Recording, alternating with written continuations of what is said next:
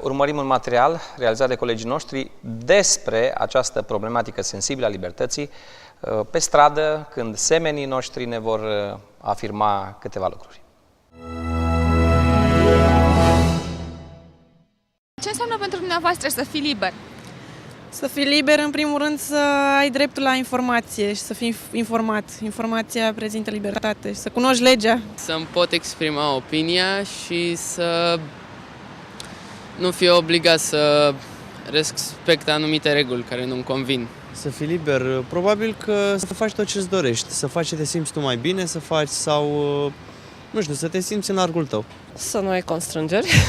O lege mai veche spunea că să fii liber înseamnă să nu depinzi de nicio de regulă și de absolut nimic. Iar eu, una sincer, nu pot să nu depind de o persoană sau de lucruri materiale. Care este avantajul integrității? Merită sau nu merită să fii un om de caracter? Merită să fiu un om de caracter. De ce? Fiindcă și ceilalți te vor respecta dacă tu îi respecti. Păi merită, mai ales că zilele astea sunt din ce în ce mai puțini oameni care reușesc asta. Merită pentru că te simți bine cu tine însuți. Pentru unii merită, pentru alții nu merită. Unii vor bani, alții vor altceva. Deci fiecare ce vrea, ce dorește fiecare, ce își dorește el. Da, pentru că altfel toată lumea s-ar duce de râpă. Ar deveni tot o mare turmă. Merită. De ce?